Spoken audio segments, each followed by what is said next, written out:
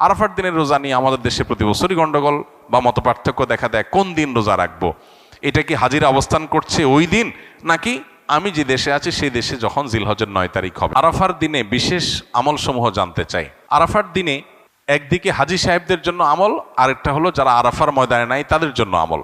যারা হাজি সাহেবরা আরাফার ময়দানে অবস্থান করছেন তাদের জন্য ওই দিনের সবচেয়ে শ্রেষ্ঠ আমল হলো লা ইলাহা ইল্লাল্লাহু ওয়াহদাহু লা শারীকা লাহু লাহুল মুলকু ওয়া লাহুল হামদ ওয়া হুয়া আলা কুল্লি শাইইন কাদির।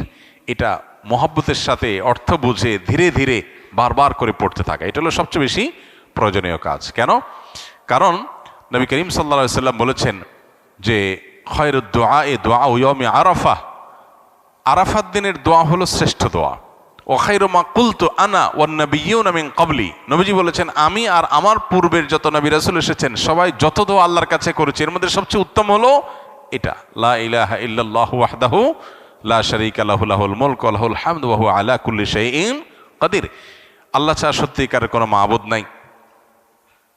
লা ইলাহা ইল্লাল্লাহ ওয়াহদাহু লা শারীকা লাহু, তিনি একক এবং তার কোনো শরীক নাই। লাহুল মুলক ওয়া লাহুল হামদ, রাজত্ব এবং প্রশংসার অধিকারী একমাত্র তিনি। ওয়া হুয়া আলা কুল্লি শাইইন কাদির, তিনি সব কিছু করতে সক্ষম। বাহ্যিক দৃষ্টিকোণ থেকে এই বাক্যগুলোর মধ্যে কোনো প্রার্থনা নাই, তাহলে এগুলোকে দোয়া বলা হচ্ছে কেন? সেটা নিয়ে অনেক আলাপ আছে এবং মুহাদ্দিসিনে কেরাম একমত যে এইগুলো দোয়া। এখানে আল্লাহ রাব্বুল আলামিনের কাছে পরোক্ষভাবে নিজের চাওয়াকে পেশ করা হচ্ছে, আল্লাহর শক্তিমত্তার কথা জাহির করে আল্লাহর কাছে নিজের সবকিছুই নিবেদন করা হচ্ছে পরোক্ষভাবে, এটাও দোয়াই। তো এটা হলো আরাফার ময়দানে যারা হাজির অবস্থান করবেন তারা সবচেয়ে বেশি পড়বেন। অনেক উলামা একরাম অবশ্য বলেন যে এই দোয়া অর্থাৎ লা ইলাহা ইল্লাল্লাহু ওয়াহদাহু লা শারীকা লাহু লাহুল মুলকু ওয়া লাহুল হামদু ওয়া আলা কুল্লি শাইইন কাদির, আরাফার দিনে, আরাফার বাইরে যারা পৃথিবীর বিভিন্ন প্রান্তে গায়রে হাজি যারা আছি তারাও পড়তে পারেন, বরং আরাফার দিনে তাদের এটা পড়া উচিত এবং এ ব্যাপারে অনেকে রেকমেন্ড করেন। তাহলে একটা করণীয় পেলাম, লা ইলাহা ইল্লাল্লাহু ওয়াহদাহু লা শারীকা লাহু, এটা পড়া।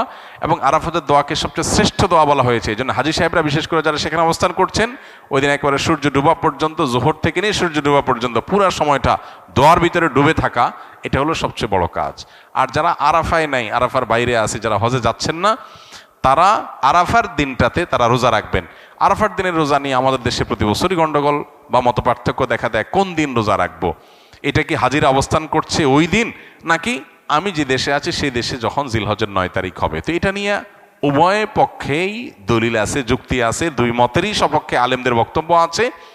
সেক্ষেত্রে তুলনামূলকভাবে আমি যে দেশে আছি সেই দেশে জিলহজের 9 তারিখটা হলে সেটাকে আরাফার দিন হিসাবে, আরাফার দিন যদিও বাহ্যিকভাবে মনে হয় যে আরাফার ময়দানের সাথে সংশ্লিষ্ট, কিন্তু আসলে এই যে দিনগুলা ইয়াউমুত তারবিয়া, ইয়াউমে আরাফা, ইয়াউমুন নাহার, ইয়াউমুত তারবিয়া বলা হয় জিলহজের 8 তারিখকে, ইয়াউমুল আরাফা বলা হয় জিলহজের 9 তারিখকে, ইয়াউমুন নাহার বলা হয় জিলহজের 10 তারিখকে।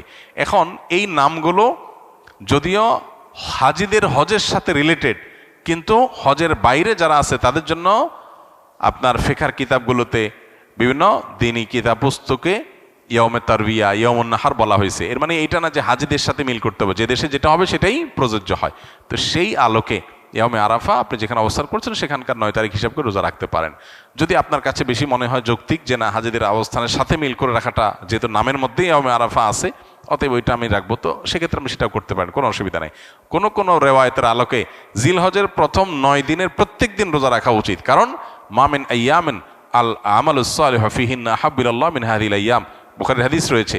এই দশকটাতে এমনি নেক আমল করা উচিত। অতএব নফল রোজা আপনি প্রথম সবগুলো দিন রাখতে পারেন, তাহলে আর কোনো ইখতিলাফের ঊর্ধ্বে এমনিই উঠে গেলেন। অতএব আরাফার দিনে আরাফাতের বাইরে যারা আছেন তারা রোজা রাখবেন, আর আরাফাতে যারা আছেন তারা কি করবেন?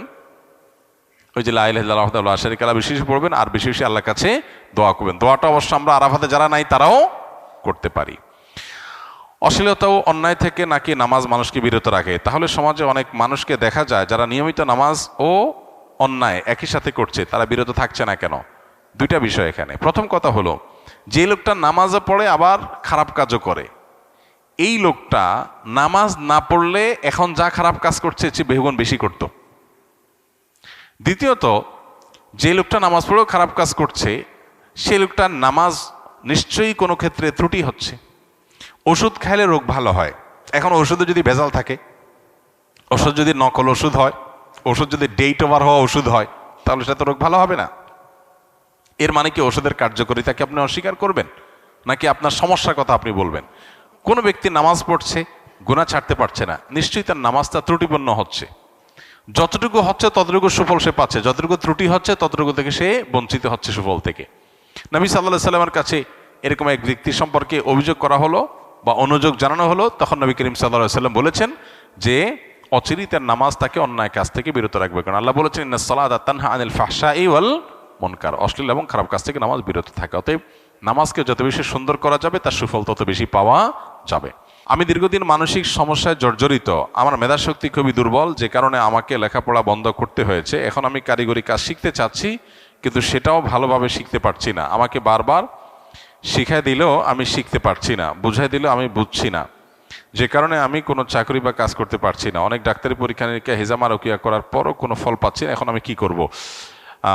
দেখুন, অনেক ক্ষেত্রে আমাদের মধ্যে হতাশা কাজ করে। 2 বার 4 বার 6 বার 8 বার কয়েকবার এরকম যখন আমি কোনো কাজ ব্যাটে বলে করতে পারি না, তখন আমার মনে হয় না, আমার দ্বারা মনে হয় কিছু আর হবে না। অনেকে লেখে যে দেখেন আমি জীবনে কোনো কাজে সফল হই না, যেটা করতে চাই হয় তার উল্টাটা। তো আমি বলি, এই যে আপনি প্রশ্ন দিয়েছেন, অনেকেই তো প্রশ্ন দিচ্ছে, সবার প্রশ্ন তো আমি পড়তে পারি না, উত্তর দিতে পারি না। আপনার প্রশ্নটা যে আমার পর্যন্ত আসছে, উত্তর দিতে পারছি, এটা তো একটা সাকসেস। আপনার জীবনে সাকসেস নাই কি বলছে? এরকম ডানে বামে তাকাইলে আপনি দেখবেন বহু সফলতা আপনার জীবনে আছে, কিন্তু শয়তান আপনাকে সবসময় কি করে? নিরাশ করে ফেলে। নাই নাই নাই, এটা একটা রোগ। আলহামদুলিল্লাহ, বহু মানুষের তুলনায় আল্লাহ তাআলা আপনাকে ভালো রাখছেন। তো এটার প্রথম ট্রিটমেন্ট হলো পজিটিভ চিন্তা করা, নিজের মানসিক ট্রিটমেন্ট করা, যে আমি আসলে এতটা আমি পিছিয়ে নাই যতটা আমি নিজেকে মনে করছি। এটা হলো প্রথম ট্রিটমেন্ট। দ্বিতীয়ত হলো আপনি কোনো কাজকে ছোট মানা না করে আল্লাহর নাম নিয়ে যেটা সুযোগ পান সেটাই শুরু করে দিবেন। আমাদের এখন বেশিরভাগ মানুষের অভাব হলো ভাবের। কিসের অভাব? ভাবের অভাব। একজন মানুষ, আমি চাকরি পাচ্ছি না, তো আপনি একটা দোকানে হয়তো কর্মচারী হিসাবে পাবেন, সেটা কাজ না, কিন্তু আপনি সেটা করবেন না, কারণ আপনি চাচ্ছেন আপনার ক্লাস অনুযায়ী আপনার একটা বিশেষ ডিমান্ড আছে, সেটা না হওয়ার কারণে আপনি হতাশ হয়ে যাচ্ছেন। এই জন্য চাহিদাগুলো যত কমাইতে পারে, মানুষ যখন খুব ইজি লাইফ লিড করার চেষ্টা করে, খুব সাধারণভাবে চলার চেষ্টা করে, তখন তার কাছে দুনিয়াটা সব ইজি হয়ে যায়। এই জন্য আমরা নিজেরা অনেক সময় এগুলো কঠিন করে ফেলি। তারপরও আপনার এর বাইরেও কোনো সমস্যা থাকতে পারে, সেজন্য আপনি এভাবে সংক্ষিপ্ত কোনো সেশনের প্রশ্ন উত্তরে না দিয়ে আপনি কোনো আলেমের সাথে দেখা করেন। আমাদের ফাউন্ডেশনে অফিস টাইমে কাউন্সেলিংয়ের ব্যবস্থা থাকে, ওলামা ইকরাম থাকেন, সেখানে আপনি সময় নিয়ে যেতে পারেন, ইনশাআল্লাহ হয়তো আপনার কোনো কাজে আসবে। আমি জোহরের সুন্নত নামাজ 4 রাকাত নিয়ত করেছি। ইতোমধ্যে জোহরের ফরজ নামাজ শুরু হয়ে গিয়েছে। এমত অবস্থায় আমি 2 রাকাত নামাজ পড়ে সালাম ফিরিয়ে জামাতের অংশ নিয়েছি। নিয়ত করেছি 4 রাকাতের, কিন্তু নামাজ পড়লাম 2 রাকাত। এতে আমার নামাজ হয়েছে কিনা? উত্তর হলো হ্যাঁ, হয়েছে, কোনো অসুবিধা নেই, বরং এটাই উচিত।